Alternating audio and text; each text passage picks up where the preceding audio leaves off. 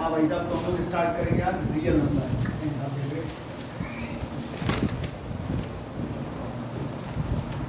Real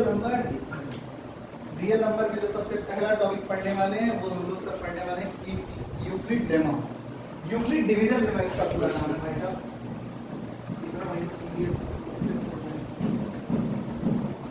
Euclid division lemma. अब ये होता क्या है, लेमा का मतलब क्या होता है, पहले इसको जान लेते हैं। ये जो वर्ड ओवरऑल यूक्लिड मैथमेटिशियन थे, उन्होंने डिवीजन से रिलेटेड, डिविजिबिलिटी से रिलेटेड एक कह सकते हैं स्टेटमेंट दिया है जिसका यूज हम लोग करेंगे। एग्जैक्टली इस लेमा का यूज करके हम लोग HCF निकालना सीखेंगे। तो भाई साहब लेमा होता क्या है? जो लेमा होता है ये एक सेल्फ प्रूविंग स्टेटमेंट होता है जिसका यूज हम लोग किसी दूसरे स्टेटमेंट को प्रूव करने के लिए करते हैं।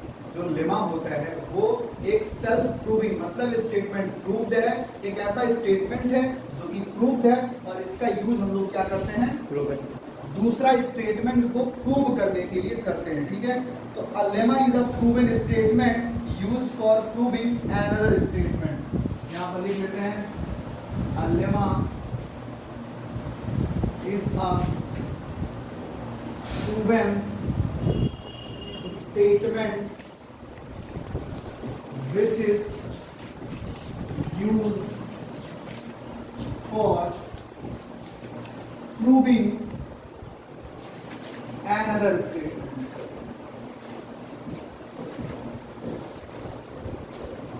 ठीक है, अब ये यूक्लिड डिवीजन मतलब लेमा का मतलब समझ में आ गया। मतलब जो कुछ भी है एक स्टेटमेंट है जिसका यूज हम किसी दूसरे स्टेटमेंट को प्रूव करने के लिए करने वाले हैं भाई साहब।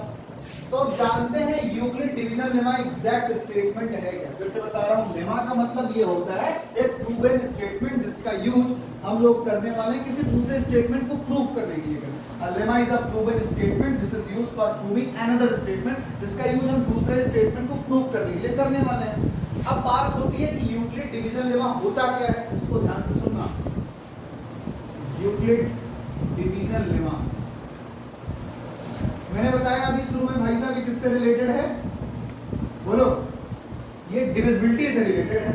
अब अगर ये डिविजिबिलिटी से रिलेटेड है तो इसका मतलब जितना भी डिवीजन में जो हम लोग अब तक पढ़ते हुए आए हैं वो सारा जो मतलब बहुत बड़ा ये स्टेटमेंट अपने आप में काफी अच्छा है। जैसे हम लोग बताया, हमने HCF निकालने के लिए हम यूज करने वाले हैं, पर बेसिक जो डिवीजन सीखे हो उसी का यूज करके ये HCF निकालने वाले हैं। जैसे सुनो ध्यान से, ये कहते हैं यूक्लिड डिवीजन लेमा कहता है कि मान लेते हैं अगर कोई भी अगर एक पॉजिटिव इंटीजर है, कोई भी अगर एक पॉजिटिव इंटीजर है, एक मान लेते हैं पॉजिटिव इंटीजर ए,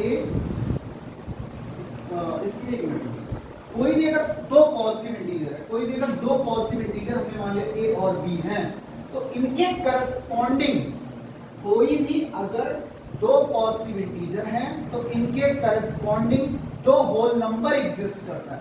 अगर कोई भी दो पॉजिटिव इंटीजर हैं तो इनके करस्पॉन्डिंग दो होल नंबर मान लेते हैं Q और R एग्जिस्ट कर रहा है। ये दोनों कैसे हैं, पहले ध्यान से, ये कैसे हैं, पॉजिटिव इंटीजर। और जो एग्जिस्ट करेगा इसके करस्पॉन्डिंग वो कौन है, Q और R क्या है, होल नंबर। तो होता क्या है, अगर दो पॉजिटिव इंटीजर है और उसके करस्पॉन्डिंग दो होल नंबर Q और R एग्जिस्ट कर रहा है, तो ऐसे एग्जिस्ट करेगा कि इनके बीच में एक रिलेशन बनेगा। वो रिलेशन इन्होंने बताया कि जो A होता है वो BQ प्लस R के बराबर होगा, जहां पर R हमारा 0 के बराबर या 0 से बड़ा होगा और B से छोटा होगा। फिर से सुनना, अगर कोई भी दो पॉजिटिव इंटीजर हैं तो इनके करस्पॉन्डिंग दो होल नंबर Q और R एग्जिस्ट करता है, और फिर इन चारों में एक ऐसा रिलेशन मिलता है जो कैसा लगता है, A बराबर BQ प्लस R के, जहां पर R हमारा 0 से बड़ा और B से छोटा होता है। इसका मतलब क्या है, ध्यान से सुनना। इसका मतलब थोड़ा सा बताया, उससे पहले A B के बारे में डिसाइड करते हैं। तो उन्होंने बताया जो A हमारा है वो होता है डिविडेंड। अब डिविडेंड किस में आता था, जब डिवाइड करते थे तभी तो आता था ना, सेम वही चल रहा है। बी हमारा क्या है, बी है डिवीजर। क्यू हमारा क्या है, क्यू है कोशिएंट। और आर हमारा क्या है, आर है रिमाइंडर। यही तो पढ़े हो ना, dividend is equal to divisor into quotient और प्लस रिमाइंडर, यही तो पढ़े हो ना। तो ये जो डिवीजन लेमा है ये किससे ओवरऑल रिलेटेड हो गया, डिविजिबिलिटी से रिलेटेड है। बस क्या क्या समझना है, कोई भी अगर दो पॉजिटिव इंटीजर है तो उनके करस्पॉन्डिंग क्यू और आर दो होल नंबर ऐसा एग्जिस्ट करता है कि इनके बीच में क्या रिलेशन बनेगा, a is equal to b q plus r का रिलेशन बनता है, जहां a हमारा डिविडेंड है, b हमारा डिवीजर है, q हमारा कोशिएंट है और r हमारा रिमाइंडर होता है। क्या ये चीज समझ में आई?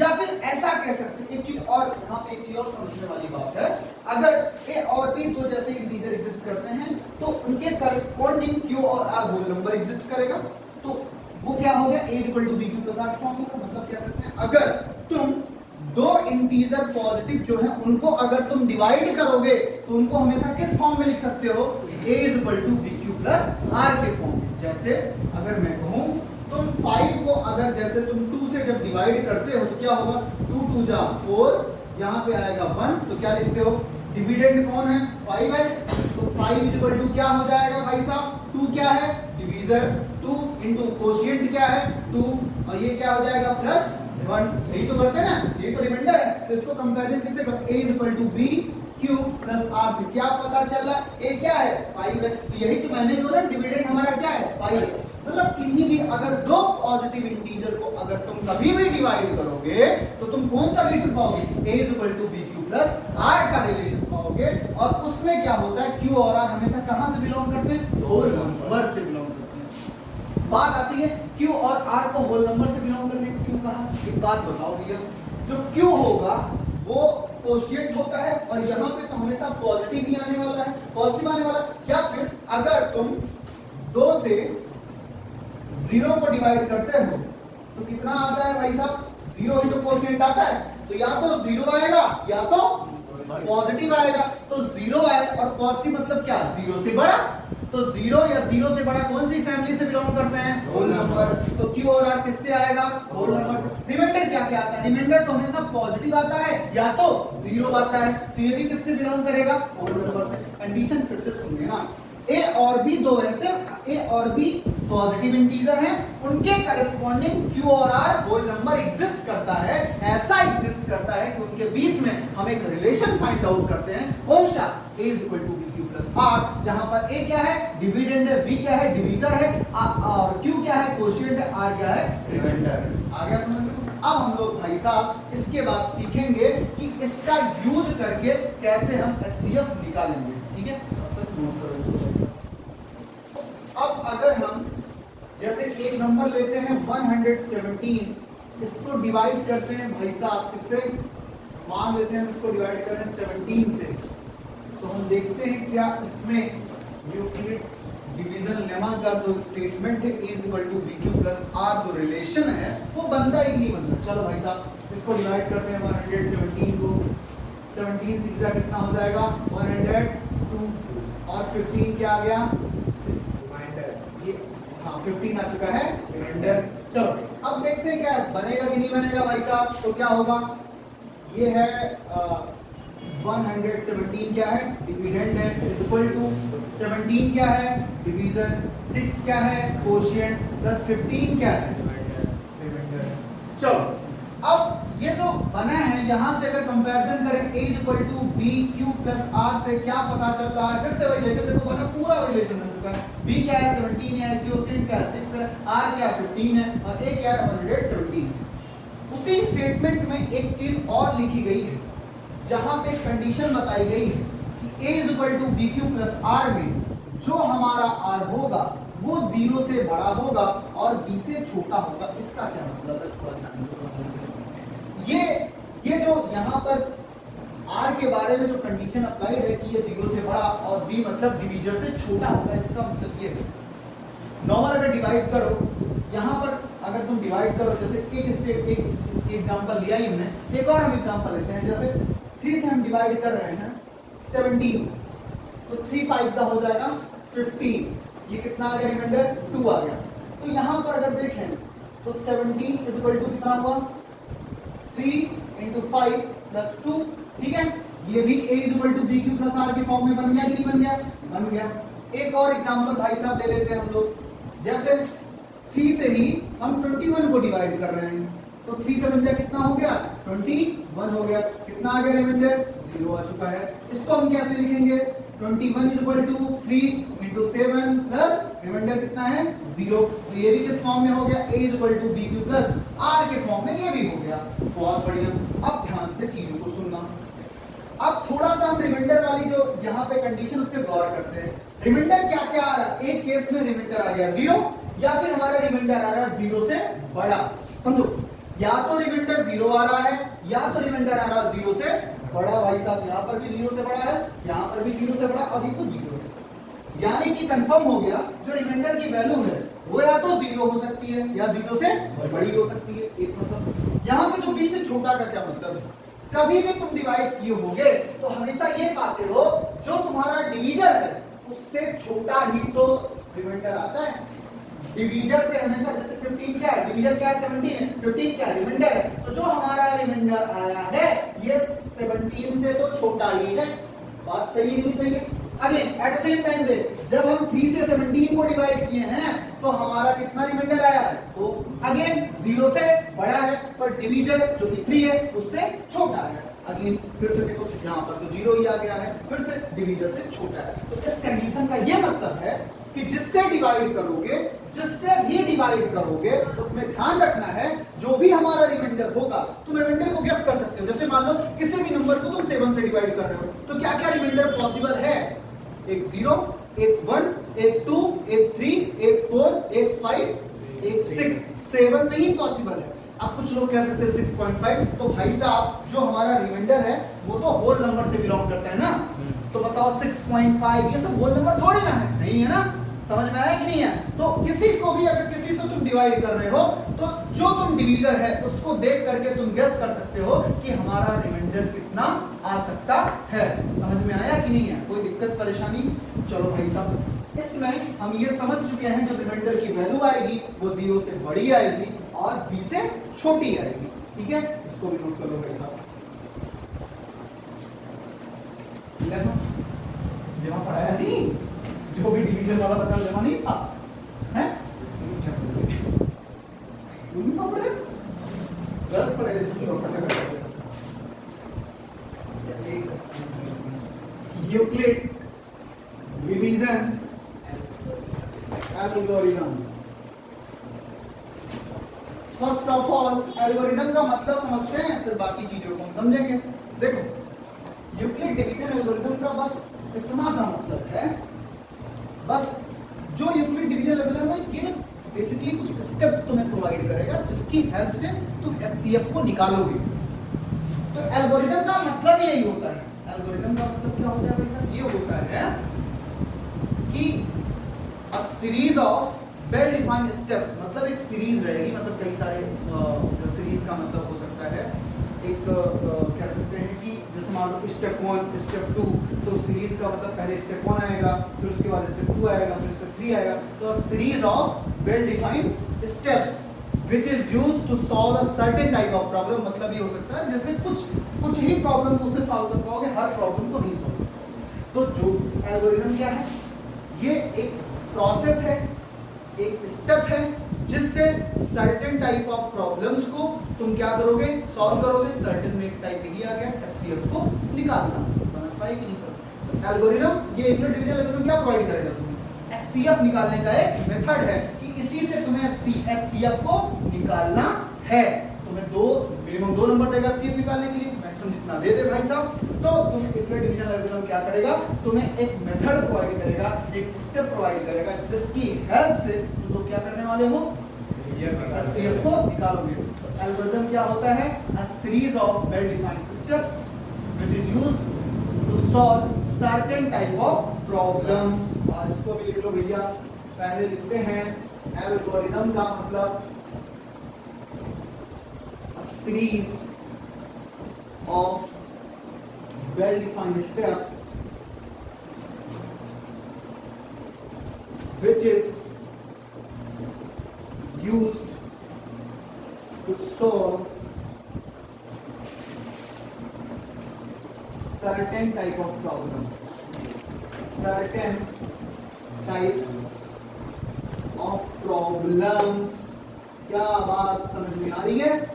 फिर से भाई साहब, जो एल्गोरिदम है ये अ सीरीज ऑफ वेल डिफाइंड, मतलब ओवरऑल ये वेल डिफाइंड स्टेप है जिसको साफ साफ कह दिया गया है, पहला ये है, दूसरा स्टेप ये है, तीसरा स्टेप ये है। इसी के हेल्प से हम क्या करेंगे, कुछ प्रॉब्लम को सॉल्व करेंगे। यहाँ पर प्रॉब्लम कौन सी है? एचसीएफ को हम लोग निकालेंगे। हमारे 10th क्लास में यही तो है भाई साहब, एचसीएफ को निकालेंगे। अब एग्जैक्ट इसको हेल्प कौन करेगा निकालने में? Euclid division lemma. उसी लेमा की हेल्प से, लेमा मतलब जब मैं बोलूं यूक्लिड डिवीजन लेमा तो तुम लोग के दिमाग में एक रिलेशन आना चाहिए, a = bq + r। उसी चीज की हेल्प से हम क्या करेंगे, एचसीएफ को निकालेंगे। उसमें किसको यूज करेंगे? एल्गोरिदम का यूज करेंगे। जो कहता क्या है अब उसको सुन लो। मान लेते हैं जैसे यहाँ पर हमने दो पॉजिटिव इंटीजर a और b लिया था कि नहीं लिया था, ठीक वैसे यहाँ पर भी हम दो पॉजिटिव इंटीजर a और b को लेते हैं। अब मैं बता रहा हूँ यूक्लिड डिवीजन एल्गोरिदम का मतलब। मान लेते हैं हमारे दो पॉजिटिव इंटीजर्स हमारे हैं, वो क्या है, इसको ध्यान से सुनो भैया। वो मान लेते हैं हमारे हो गया a एंड b। कंडीशन क्या है? जो हमारा a है b से बड़ा है, ठीक है। अब इन दोनों का हमें क्या निकालना है? HCF निकालना है।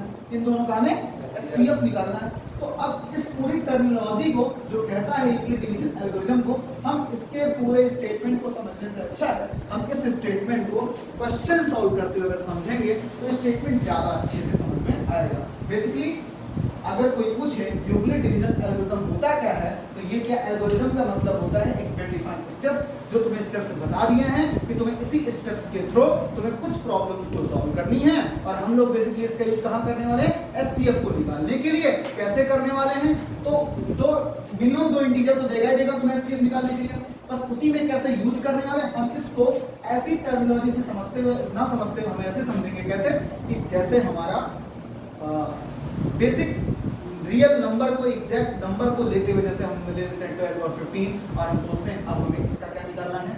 एचसीएफ निकालना है। तो एग्जैक्ट नंबर को लेते हुए हम एचसीएफ निकालना भी सीख जाएंगे और इस स्टेटमेंट का मतलब क्या हम वो भी सीख जाएंगे, ठीक है। इसको छाप लो भाई साहब। अब हम लोग फिर से पढ़ेंगे क्या, जो न्यूमेरिकल कैसे पूछे जाएंगे एग्जैक्ट, उसके स्टेटमेंट का मतलब क्या है, थ्रो जो रियल नंबर्स हैं उनके एग्जांपल के थ्रू, ना कि स्टेटमेंट के थ्रू। क्वेश्चन है यूजिंग डिवीजन एल्गोरिदम, कहती नहीं, using division algorithm find the HCF of 255 and 867। इसका निकालना है। तो ध्यान से समझो, मैंने क्या कहा था, इसमें क्या लगेगा? पहले यूक्लिड डिवीजन लेमा। इसमें एक नंबर क्या है? 867 और एक नंबर क्या है? 255। इसी में एक चीज और वर्ड बोला गया था, a greater than b। a कौन सा नंबर है? 867। b कौन सा होगा? ये होगा। और कोई जरूरी नहीं है एग्जैक्ट वर्ड पे चलने वाला, a ग्रेटर देन b देखना, जो बड़ा रहेगा उसको हम डिवाइड करेंगे छोटे वाले से। तो यूक्लिड डिवीजन लेमा क्या कहता है भाई साहब कि a = bq के साथ a = bq + r के फॉर्म में लिख लोगे कि नहीं लिख लोगे? आ जाओ। तो ये रहा हमारा 867, इसको हम डिवाइड करेंगे किससे? 255 से। आ जाओ भाई, इसको डिवाइड करो तो ये जाएगा 3 टाइम्स, 3 5 = 15, 3 5 = 15 1 16, 3 2 = 6 और 6 1 7। सही है ना? हाँ सही है। चलो माइनस करते हैं। 7 में से 5 गया बेटा, कितना आएगा?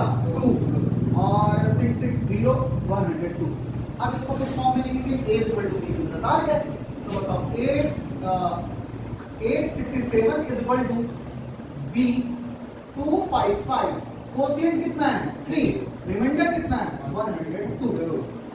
ये तो हो गया, पर इस टेक्निक, ये तो डिवीजन लेमा ही है, फिर इसमें ऐसी कौन सी टेक्निक आ गई जिसका हम यूज करने वाले हैं इसके लिए? पहला स्टेप जब तुम डिवाइड करोगे तो सबसे पहले तुम्हें यह देखना है क्या हमारा रिमाइंडर 0 आया? रिमाइंडर 0 नहीं आया।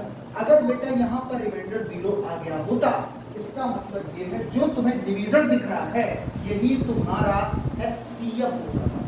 अगर तुम्हारा रिमाइंडर 0 आता, यहाँ पे 0 आ जाता, तो यही जो डिवीजन 255 है यही हो जाता। पर क्या 0 आया है? नहीं आया है। तो सेकंड स्टेप क्या कहता है? ये स्टेप 1 है, ये स्टेप फर्स्ट है।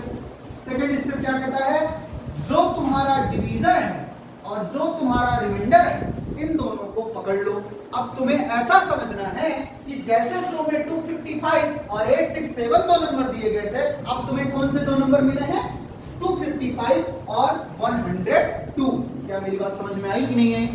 समझ गए कि नहीं समझ गए? अगर यहां पर रिमाइंडर 0 आ जाता तो यही डिवीजर क्या बन जाता? HCF बन जाता। पर क्या रिमाइंडर की वैल्यू 0 आई? नहीं। तो अब क्या करना है? हमें किसको पकड़ना है? डिवीजर और रिमाइंडर को। कब तक ये काम करते चलना है? जब तक रिमाइंडर की वैल्यू 0 नहीं आ जाए। आ गया? तो सेकंड स्टेप क्या कहता है? स्टेप 2 क्या कहता है भैया? किसको किसको पकड़ना है? डिवीजर। तो डिवीजर क्या है हमारा? लिख दे रहा हूं, डिवीजर। डिवीजर मतलब यहाँ का डिवीजर, समझ पा रहे हो? यहाँ का कौन है बेटा? 255। मैं 255 लिखूं, उससे अच्छा A और B के फॉर्म में नंबर लिख देता हूँ। तो यहाँ पर इन सेकंड स्टेप पे जो हमारा A है वो कितना हो जाएगा? 255। और जो हमारा B होगा वो कितना होगा बेटा? 102। चलो अब डिवाइड करते हैं फिर से। 255 को डिवाइड करो बेटा 102 से। कितने टाइम जाएगा? 2 टाइम। 2 2 जा 4, 0 2 1 5 1 आ गया। क्या तुम्हारा रिमाइंडर 0 आया? नहीं है। कोई बात नहीं, फिर से वही लिखो पहले a equal to b plus r के फॉर्म में। 255 इज इक्वल टू क्या हो जाएगा? 102 into 2 प्लस 51। आया समझ में कि नहीं है? कोई समस्या किसी को? यहाँ पर एक काम और लिखते चलो। डिवीजन लेमा में रिमाइंडर के बारे में कोई कंडीशन थी, तो रिमाइंडर क्या है? जो भी हमारा रिमाइंडर है वो क्या है? देखो जरा, 0 से बड़ा है और डिवीजर से, फिर से यहाँ पर 0 से मतलब 0 के बराबर भी हो सकता है, कोई दिक्कत की बात नहीं। 0 आ ही नहीं रहा तो बराबर कैसे करेंगे? तो 0 से बड़ा है और रिमाइंडर और हमारा जो डिवीजर उससे छोटा है। क्या इस स्टेप में रिमाइंडर 0 आया? नहीं आया। फिर से किसको पकड़ेंगे? डिवीजर और रिमाइंडर को। कहाँ के? सेकंड स्टेप के। तो कौन है डिवीजर? 102 है। और कौन है रिमाइंडर? 51 है। Step third. कब तक ये काम करते चलना है? जब तक रिमाइंडर की वैल्यू 0 ना आ जाए। तो आते हैं बेटा स्टेप थर्ड पे। स्टेप 3 क्या कहता है? सुनो ध्यान से। फिर से a बराबर इस स्टेप में कितना हो गया बेटा? बोलो 102। और b बराबर कितना हो गया? 51। चलो 51 से अब 102 को तुम डिवाइड करो। कितने टाइम जाएगा? 2 टाइम। 2 1 जा 2, 2 5 जा 10। कितना आ गया? रिमाइंडर 0। तो अब बताओ इसको कैसे लिखोगे? 102 is equal to 51 into 2 plus remainder कितना आ गया? क्या मेरी बात समझ में आई? इसमें डिवीजर कौन है? 51। क्या रिमाइंडर 0 आया? तो यही तो ये जो डिवीजर है यही क्या बन गया? HCF। इन दोनों नंबर का HCF कितना आ चुका है? 50। क्या समझ में आया कि नहीं है? सो यहाँ पे लिख देते हैं HCF ऑफ किसका? 255 एंड 867 इक्वल टू कितना आ गया? 51। इसको तुम ऐसे भी लिख सकते हो HCF और ब्रैकेट में डाल दो 255, 867 इक्वल टू 51। आ गया हमारा। कोई दिक्कत परेशानी नहीं है। क्या काम करते चलना है? दोनों नंबर को पकड़ना है। 2 नंबर है तो उसके बाद छोटे वाले से बड़े को डिवाइड करना है। कब तक डिवाइड करना है? जब तक रिमाइंडर की वैल्यू 0 आ जाए। जैसे ही हमारी रिमाइंडर की वैल्यू 0 आ जाएगी तो जो डिवीजर है वही क्या बन जाएगा? HCF। आ गया समझ में कि नहीं आ गया? कोई दिक्कत परेशानी नहीं है, इसको नोट कर लिया जाए। इसमें अब एक चीज गौर करने वाली बात यह है कि जैसे अभी हमने HCF निकाला कि 255 और 867 का कितना आया? 51 आया। सेम तरीके से अगर कोई तुमसे पूछता कि बेटा 255 और 102 का कितना आएगा? 51 तब भी आएगा। क्यों? तब ऊपर वाले स्टेप का तुम करते यहीं से डिवाइड करते। यहाँ पर कितना आया? 51 रिमाइंडर, फिर डिवाइड करते तो क्या आया? 51 से तो रिमाइंडर 0 आ रहा है डिवीजर से, तो फिर किसका बनता? 51। तो बेसिकली यहां पर ऐसे एक स्टेटमेंट लिख सकते हैं कि जो HCF है इसका किसका कह सकते हैं HCF किसका 255 और किसका comma 867 is equal to HCF किसका 255 और किसका 102 255 कॉमा 102 इन सबका HCF किसके बराबर आएगा 51 के बराबर आएगा। किसके बराबर आएगा 51 के। और इसके भी तो होगा HCF ऑफ 51 and 102 ये किसका होगा सब HCF किसका होगा बराबर आएगा 51। आया समझ में कि नहीं है कोई दिक्कत इसमें कहीं पर भी जितना हुआ है जहां जहां तुम कह सकते हैं डिविडेंड और डिवीजर को लिए हो उन सबका HCF कितना आता 51 ही आता। इस क्वेश्चन इसमें इन्वॉल्वमेंट नहीं है सबका यही आता कि नहीं आता कोई दिक्कत परेशानी नहीं है। एक और एग्जांपल हम लोग सॉल्व कर लेते हैं।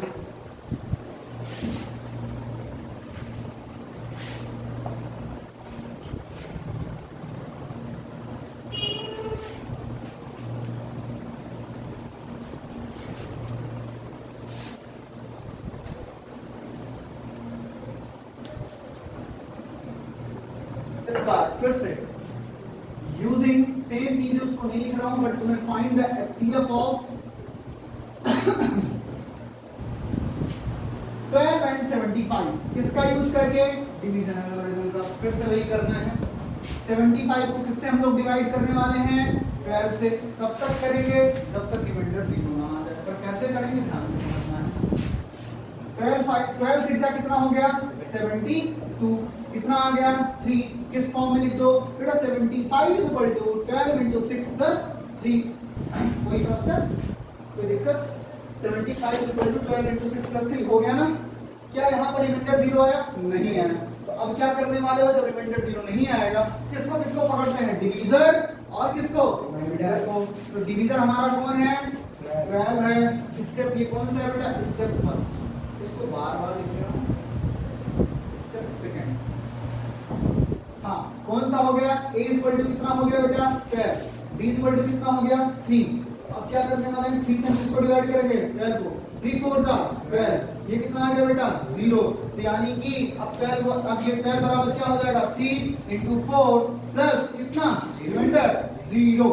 तो यानी कि डिवीजर क्या है 3 है। तो इनका HCF क्या होगा आया कि नहीं है किसका किसका चाहे 75 and 12 का पूछे चाहे फिर 12 and 3 का पूछे HCF कितना आएगा जो डिवीजर बनता है वही क्या बनता है रिमाइंडर सॉरी HCF आया कि नहीं है।